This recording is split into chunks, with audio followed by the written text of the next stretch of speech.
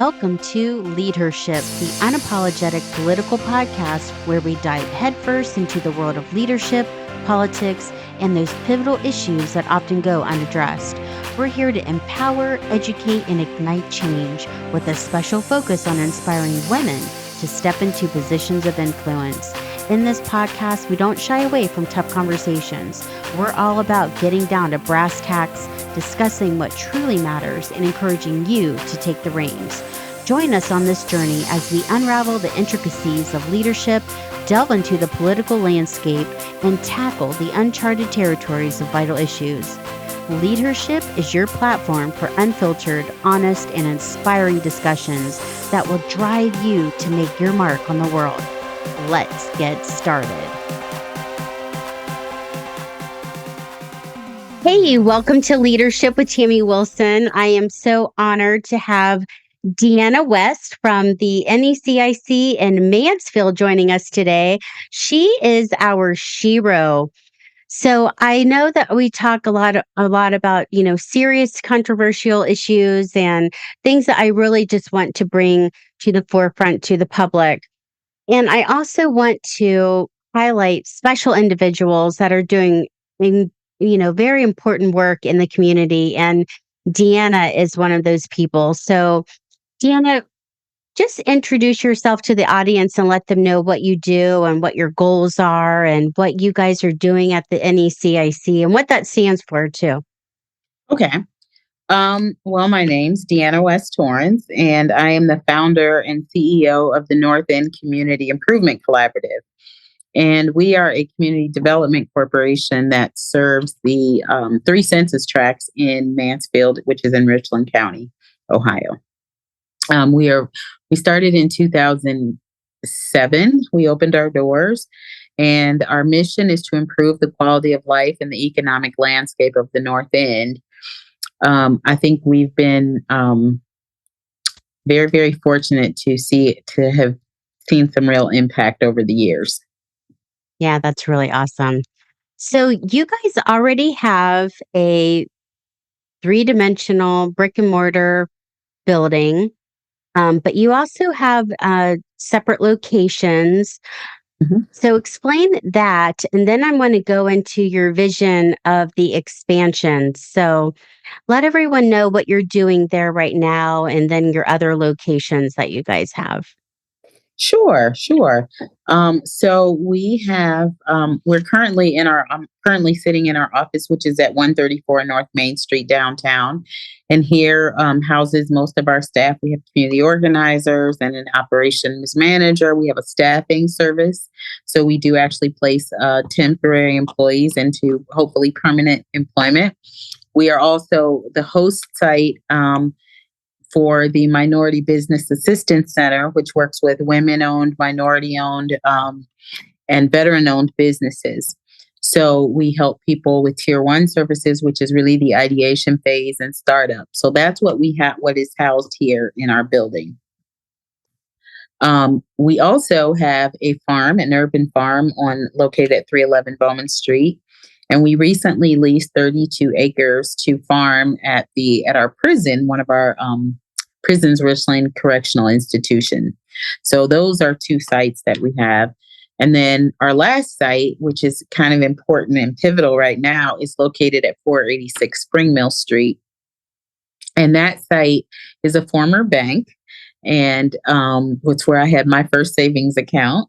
And we purchased that building.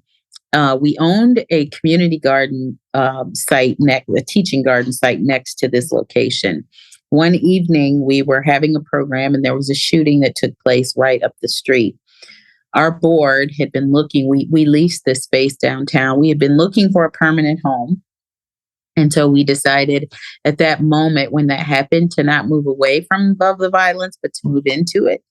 And so we purchased the building, and it started thinking about what kind of a catalyst that could be in that neighborhood.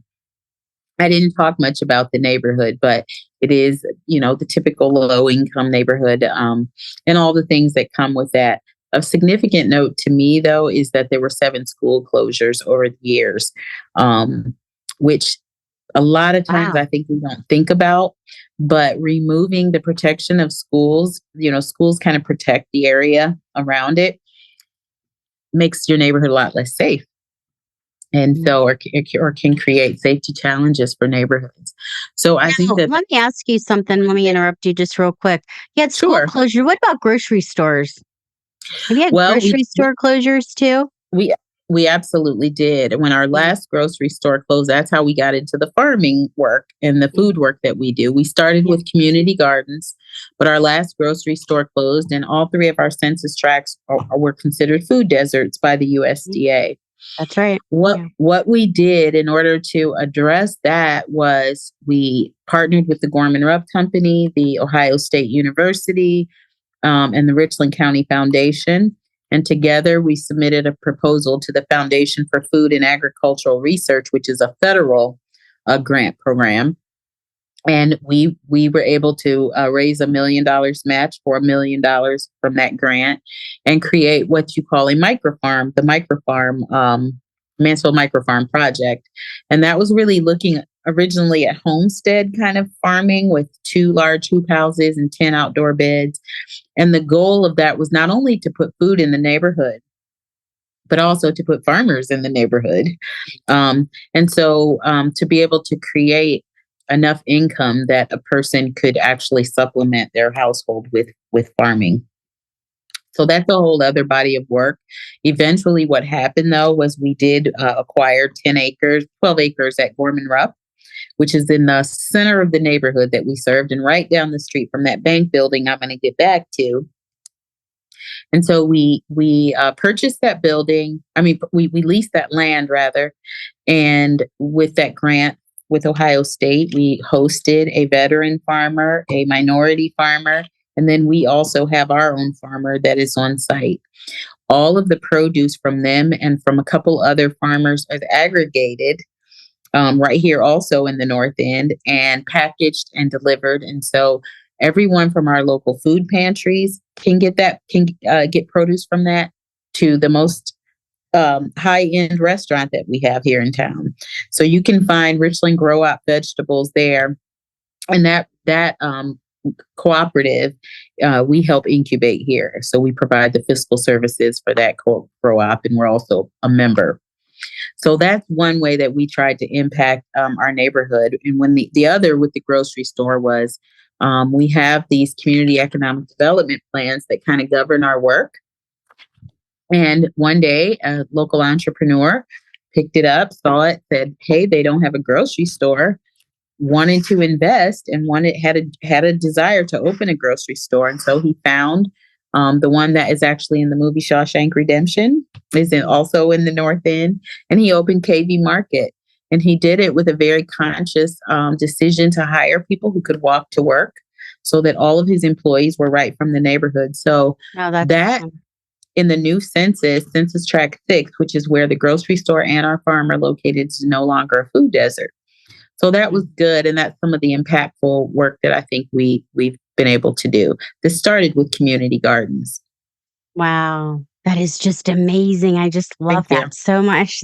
Thank you. I mean, as you're talking, I'm thinking of all these other counties that, I'm trying to do some good work in. So, wow, that's so awesome. That's very impressive. So proud of you, girl. It's important, and I think it's important that we, as women, we showcase and uplift and support other women that are trying to do good things. And, so I'm here, I'm all for it. So I think it's interesting to note too, that a number of the farmers who are part of this cooperative are women. So there are actually, I think there are maybe 4 or 5. Our aggregation manager is a woman. So there are a lot of women. This work all started with the incredible work of Jean Taddy, who was our original community organizer here at NECIC, and who was an avid gardener. And we kind of saw community gardens as a way as houses were being demolished to reuse the land. And so Jean Taddy started that work. She later went on to become a councilwoman, but she actually planted the seeds, no pun intended, that blossomed from community gardens into 2 urban farms now. Oh, wow. That's amazing. Hmm. Yeah. So you talked about the shootings. Have to Hmm. talk about this. Um, well, I guess let's just talk about like the vision of the center and how you see the center will make a positive impact in the community in terms of like to help reduce violence and all the other things Sure. that you guys want to do, because I think it's really important. I did a meet and greet in Mansfield last night, and I they were asking me about violence, and I said, it really takes a comprehensive approach. When you talk about crime and violence, there's always an economic element to it. And I think it's really important and education. And opportunity. So, I mean, it takes a comprehensive approach to actually make the transformation that you really want to see. So, please address that. Sure. Sure. I think um, I'm just trying to take all of that in. I wanted Yeah. so to go back to the Sorry. building.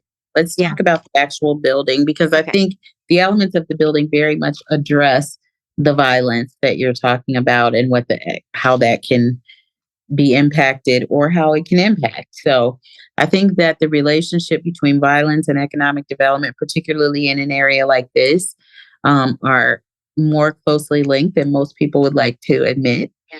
And I Absolutely. think that we often talk about the impact of violence on economic development, but we should be also talking about the impact of economic development and its impact on violence.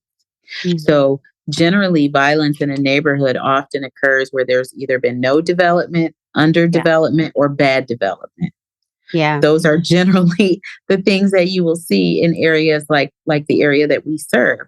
Um, we are very, very asset based. However, we're a heavy data driven organization. We have collect lots and lots of data, but I I love think the one of the numbers. things that makes us different is that we also collect information on the assets. So we not only know what our needs are, we also kind of have a different look and we understand our capacity.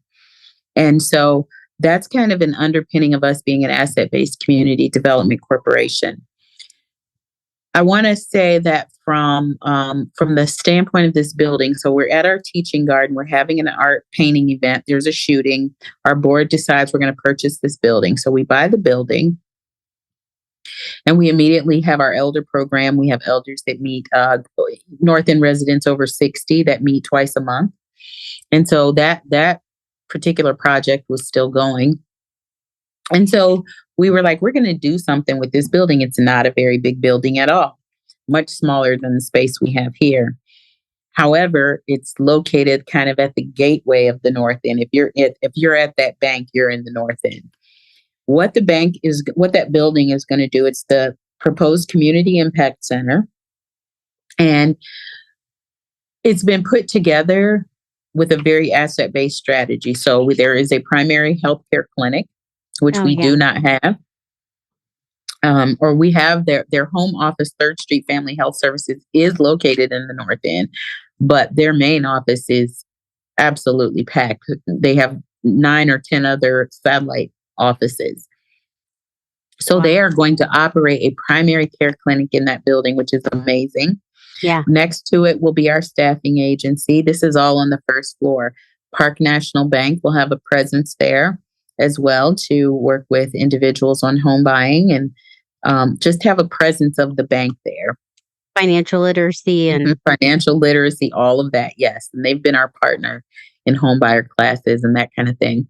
We also have so NECIC staffing, the bank, and the health clinic is on the first floor. On the second floor, we have our architect who currently shares our space, Field 9 Architecture. And just as a side note, he's the president of the cooperative. His wife is one of the farmers. And he's been in the North End for a very, very long time. So this is a long time resident who is designing this building, and his office will be there. We have space for an attorney. And the reason that we would like an attorney is that so many people do not have access to legal help, and we don't have legal aid in our county, and we Oh, need it. So I don't know if someone hears this. Richland County needs legal aid. So, gotcha. Noted. um, exactly. Next to that will be our offices, and then there are. I'm talking right now about partners. Okay, Yeah, so I'm our with office you. and attorney, that's on the second floor. On the third floor, mental health services, Mhm. community action, our community action of Erie, Huron, and Richland County will be here. So the Richland County office, A Beautiful Mind, which is a wonderful partner of ours. They are a mental health organization that specializes in working with African American children. So they will be in the building, as well as Mid Ohio Civic Opera, which is unique. So those are the partners that are in the bank and the people who are there.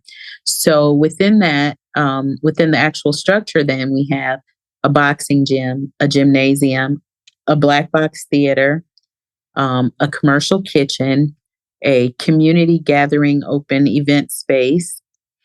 Well, that's all on the first floor. Restroom, showers, all that on the first floor. On the second floor, we have arts enrichment, podcast studio, recording studio, learning labs, and an esports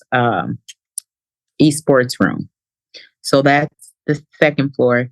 The third floor, where the mental health services are, and Mid Ohio Opera, you will go out and there's rooftop gardens, and there's accommodations for up to 100 people for events outside on the roof. There's also an art gallery on the first floor, and I think I've named all of the different pieces and parts. So we have spaces, gathering spaces, like the Mhm. gym and things where there's recreation, theater, and all that. Then we have people. And so when a young person in this neighborhood walks in the door, not just from this neighborhood, but definitely from this neighborhood, they walk in, they'll see doctors, nurses, lawyers, architects, mental health professionals, nonprofit folks, staffing, people who can help them get a job. We also host the MBAC office, the Minority Business Assistance Center. They have our Generation Z folks are very, very entrepreneurial. So having those services available, all of that in one place. And so psychologically, I think it does a lot because yes, you're offering services, but they're supplementing things in which the person has to be able to contribute something. And so the philosophy of our building is the Circle of Courage, which is a philosophy that indigenous cultures throughout the world utilize, and they assess the well-being of the community by asking, how are the children? And in our case, our children are not in good shape right now, but they Mhm. can be. They're the conditions that they're are less than favorable, that they're growing up in, less than favorable, which speaks more to the adults than to the kids. However, we won't get into that. But but I think that for them to be able to see things in their own neighborhood, here, healthcare is in someone else's neighborhood, schools and education are in someone else's neighborhood.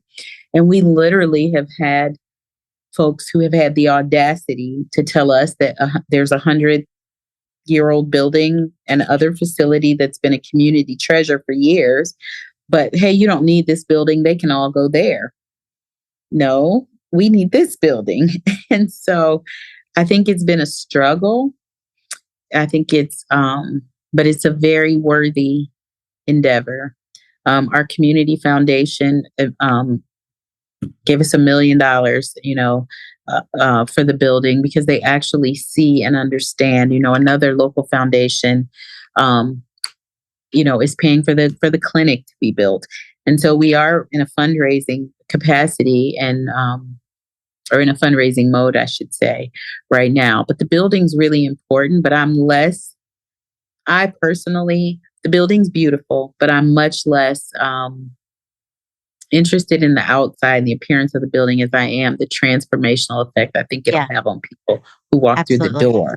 That's right. Yeah. Yeah, So I that's see a right. service for myself. I may need help from community action on my utility bill, but I can also get a job there and I can start a business there. And I think that we can talk about opportunity or we can really create opportunity. Yeah. Oh, I love that. That's Mhm. awesome. You can steal it. Yeah, I will. Hey, you have to appreciate brilliance. You know what I mean? Oh, I'm not thank about you. one to recreate the wheel. I like to go with what works. So, Yeah, exactly. I like the good stuff. Um, wow, you really touched on a lot. And I think I told you. So, like, oh boy, I'll be showing my age now.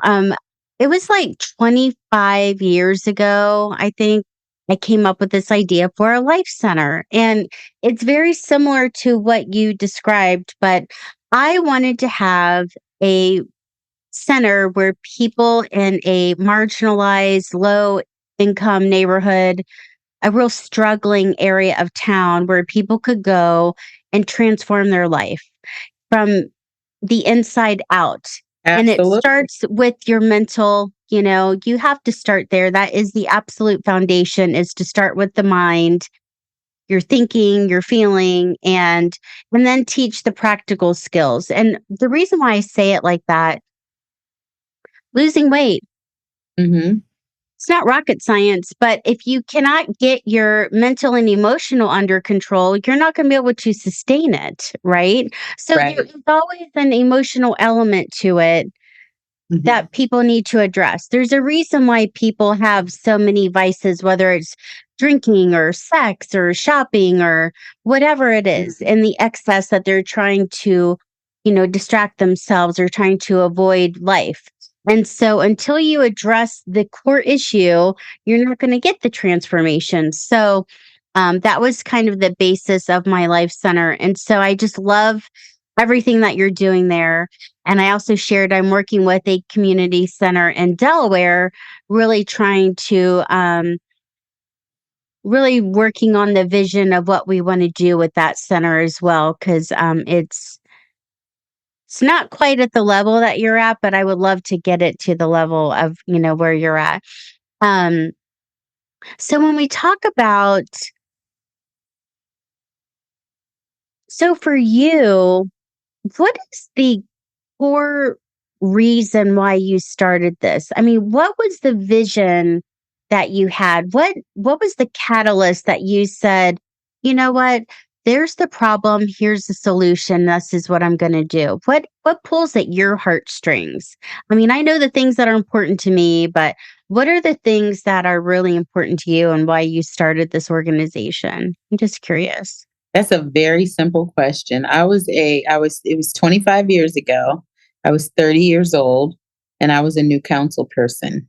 Mm. I had just been, I was appointed to city council and I was a divorced mother of four stair step children. And I believe at that time, my children were probably 6, 7, 8, and 9, or 7, 8, 9, and 10 years old. They're all stair steps.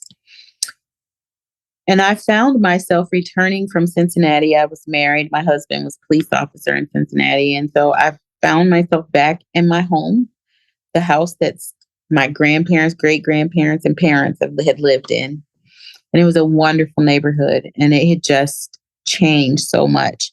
And so after I decided to throw my hat in on council, and I was a very different kind of council person. I was younger than everyone, and I was asking a bunch of questions, and I was didn't know exactly what I was supposed to be doing.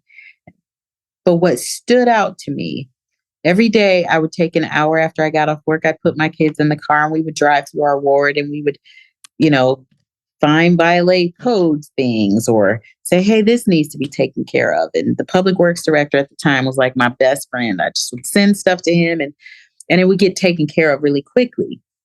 And so what I found was that the things that people want in these neighborhoods and the things that I wanted as a resident of the neighborhood, we were not saying in a way that was actionable in city council. Yeah. So we were saying things like every single one of these houses are too close together. If this house catches on fire, the whole street's going to burn because it was a lot of housing related things initially. Reduce housing density. That's how we have to say it. Yeah. And Yeah. so it became evident to me that while businesses plan, no one's going to invest in your business. You don't have a plan, right? No one's going to. any organization, nonprofit, we have strategic plans. There's something that is supposed to guide our journey to the future. That's right. And we did not have anything like that. So this plan, this was the first one, the North End Community Economic Development Plan. This was what I wanted NECIC to be. I did not know it would be an organization. I simply wanted a plan. And the plan became an organization. But really what we looked at are the areas of community spaces, economic development, education, health and safety, housing, land use, public infrastructure, and transit. Those were the areas. And so what we did was we interviewed, and we have just gone through this for the third time. We have a second plan that was from 2017.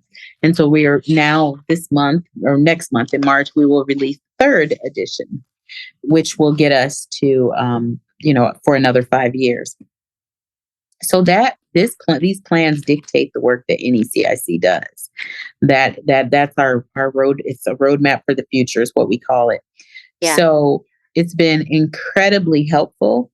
We live this plan. Anyone in the world who talks to you says that I have said the word plan to them at least 1,000 times. Because I think you gotta have a plan or you don't know where you're going or how to get there. Exactly. And there are recommendations that we got from the residents in each of those, and to get transit recommendations and talking about aging sewers and lead in homes and things like that. We had to have a way to organize that information and have it be actionable. And so we also, during that process, read every other plan that was in effect. So we read the city's consolidated plan. We read the long range transportation plan. We read all the plans. There was a downtown development plan at the time. And so we read all of those plans and made sure that everything that we were doing, when the broader community gets on it. So now it's housing right now. We were talking about housing was the first thing we talked about. First 2 years, 2007 and 2009, we were the only ones screaming about housing. Now everyone's talking about housing.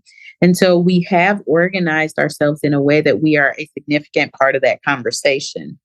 And so I think as a council person, when you say what pulled on my heartstrings, it was the ability to be actionable. It was the ability to take something and be able to even do something with it. Mm-hmm. I'm very proud of the things that this organization has been involved in and started. We will not always get credit, but a lot of good things that are countywide now started from conversations with residents at citizen action meetings, like our land bank and things like that, because targeted demolition was the first thing our residents wanted. So now you have all this land. What do you do? What do you do with all the land? And so we worked through some of those things as a community. We brought in city officials, we had residents. And so our core function at NECIC, which is what I felt like we needed in response to your question, transformative organizing. We needed to know what our community's assets were, and that information needed to be organized in a way that we could do something with it. Transformative convening. We needed to bring people together who could help build on that. And then developing leadership, taking residents and encouraging residents and others to step up their leadership and take the lead in different things. I'm very proud to say we've had we've had 2 city council people from our staff that have left to become city council people. We have 1 current city councilman. I'm a former council person, and my board, I just lost my board. 2 of my board members, one just became mayor and one just became a city council member. And so I feel like as an organization, those are opportunities. You know, our board is 51% residents, and that person who just got that other council seat is a North End resident, of course, and has been deeply in these plans. And so I think that's the long range goal. That's right. I hear that's that. the goal. That's the goal. And it's not they just have to have a seat at the table or you won't get anything done. Yeah. I had a friend, Al Warner, who used to tell me, you're either at the table or you're on the menu. So, boy. So if Write you're that not, one down too. That's really good. yeah. So Oh my gosh. said if you're not at the table, you're probably on the menu. So really having a seat at the table, that's another thing. That's right. We were not at the table. I think now I would say, like, for example, I'm president of our Richland County Regional Planning Commission. And Yeah. so I think that so we work with commissioners and council people and township trustees and county and city engineers and mayors from all of our different cities. Being able to hear that and to understand what's going on and then connect, we have what our residents want. It just helps. Yeah. It helps. You cannot do this work in a vacuum. And I think that that's oftentimes what happens. We'll get so focused on our neighborhood that we forget that you're part of a city and a county and a bigger thing. And so you want to look at that as well. Yeah. Yeah. That's so important. Yeah. It's Yeah. So everything having a that, plan. yeah. Yeah. That's Mhm. definitely the first step. Wow. That's really interesting. So, but okay, so you just mentioned that you're on another board or committee. What other things are you doing? Oh, like boards and things. Yeah, Um, just everything. Like, so I am on our Ohio Health Governance Council here. So we look at wow. quality and that. So part of that, we have two hospitals that I serve on that governance council. It's an amazing organization, fascinating things I learned there. Um, as I said, I chair the Regional Planning Commission, which is our local metropolitan planning organization. I am on the chamber board and the leadership board of our economic development group, Richland Community Development Group. Um, I'm on the board of Community Action as well. So I'm sure I'm forgetting. I'm feeling like I'm forgetting something, but I'm sorry if I Nah. am. But I When do you think that sleep? Yeah. oh, and I'm on the city. There's a countywide housing steering committee. So I think I try to align those things with things that are in the plan. So I have health and I have, economic development, and all of those things are so connected. I Yeah, they do are. feel, I often say that I feel like I probably have one of the most diverse networks because within each of those categories of the plan, education, economic development, whatever, there are a million partners within that scope. So working with school districts and the colleges and universities work very closely with them. And the Um, prison. I was and the really prison. mentioned the prison. Wow. How awesome Yeah. is that? Well, we have to give credit to another amazing woman. Her name is Deputy Warden Keisha Allen and Warden Kenneth Black. They have been amazing.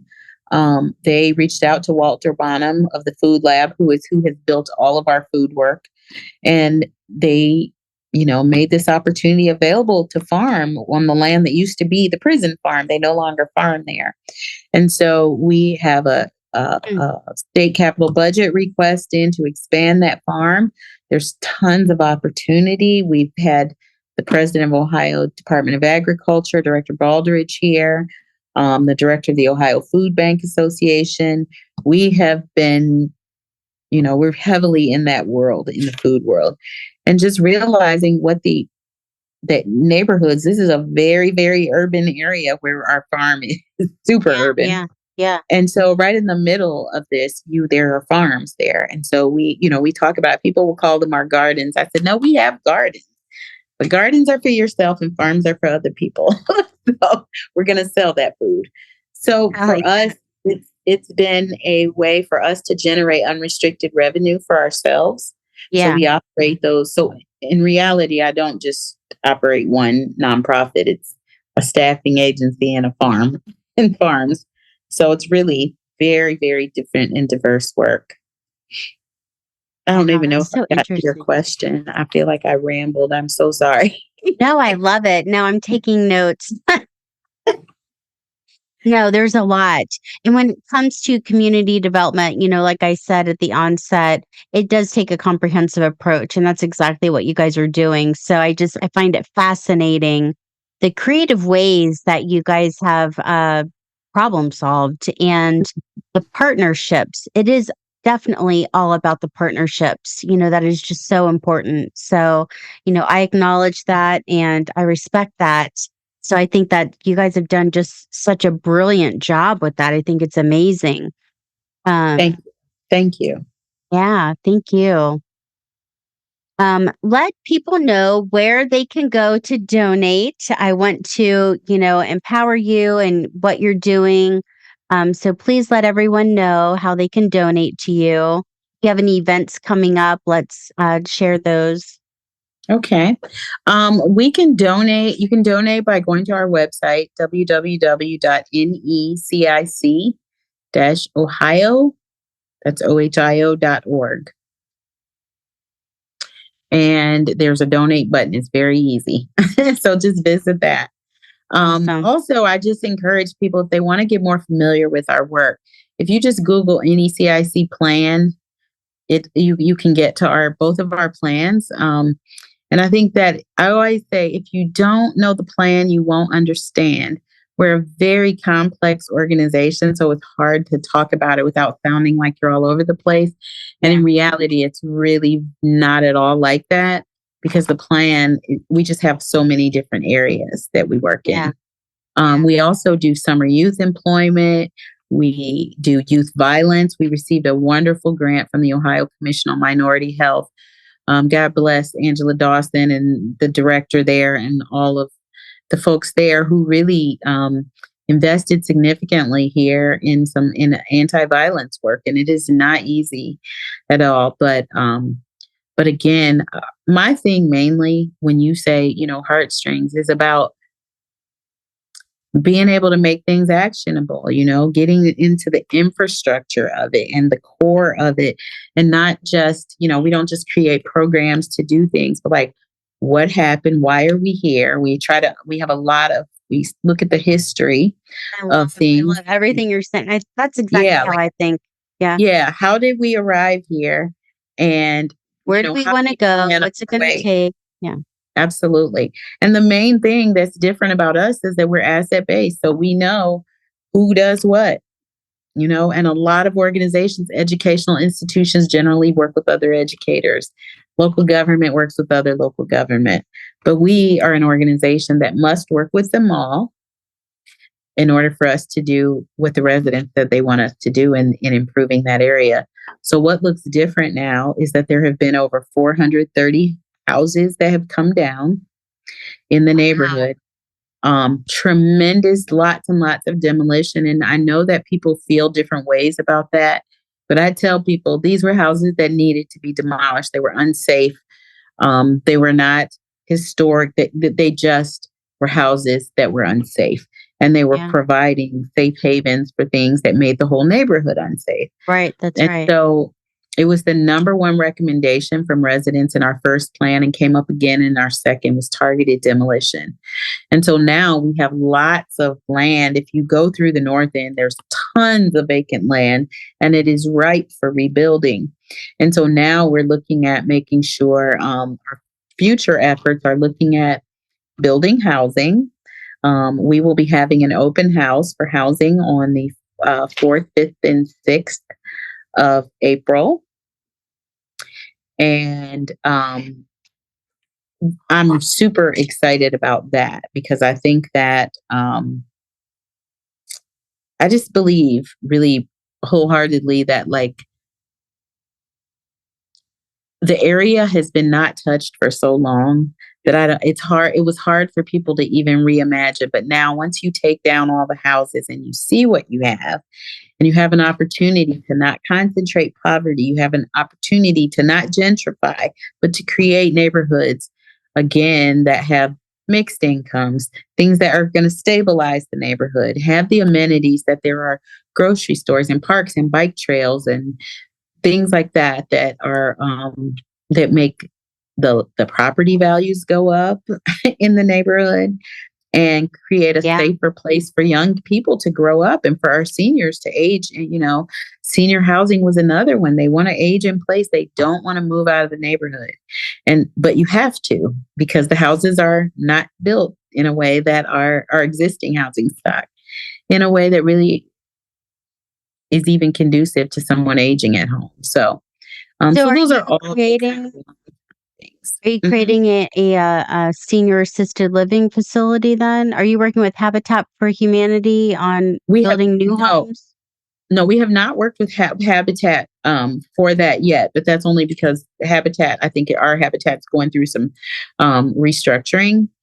But we definitely have been a good friend of Habitat, and that is an organization that I love. So, but not senior assisted living, but more senior housing, just independent housing is what we've been looking at. I would love it if there was assisted living here because I think that Do they we have need any? our we I haven't need our seen. seniors in the neighborhood. No, no, we need them in the neighborhood. We need our Yeah, kids to see seniors, and yeah, you know, um, so. But what we do have is we have a canvas that we can build on. We have yeah. residents with a vision of the future that's beautiful, by the way, and we have partners and all the capacity and knowledge that we need if we collectively work together to bring things to fruition. So I think we tend as communities to harp a lot on what's missing on needs assessments. John McKnight, and then I'll quit talking. John McKnight is the father of asset based community development, and he's from Richland County, Ohio. He's from the city of Shelby. He's known worldwide for this ABCD model, which, as I said, takes a look at the institutions, the associations, the geography that you're in, the culture, the economy of where you are, and the gifts of the individuals who live there. And collectively, when you look at all that, you can build urban farms in an area that had not been touched for years. So, so I think we focus more on the capacity, but we definitely know the need. Wow, that's awesome. Well, thank you so much for joining me today. And we will definitely be posting this with all of your information, with links to the website and everything too. And Okay. I'm super excited to empower you and help spread the word. So Thank you so much. it's exciting work that you're doing, and anything I can do to help you, I'm all for it. Thank you. I appreciate it. Thank you for having me and for letting me talk a little bit about it. No, absolutely. You are my shero. So thank you so Oh, much. I'm thank you. so You proud of too. you and everything that you're doing. You know, if every community had a Deanna, I mean, we would be in good shape, right? Deanna does So, zero alone. I say that all the time. I have yeah, an amazing staff. I have an amazing board, and I live in an amazing community. And we have a lot of talent, a lot of assets, a lot of wisdom here to move forward. So yeah, it's a good place. yeah, yeah. Takes a village. It does indeed. Yeah, that's right. Well, thank you so much. Thank you. Thank you for joining us in the Leadership Podcast, the podcast designed to inform, educate, and empower you. I'm your host, Tamie Wilson. I hope today's show inspired you to take your next step in leadership in your life, in your community, and our world. I know together we can make the world a better place. Thank you and see you next time. Until then, live to lead.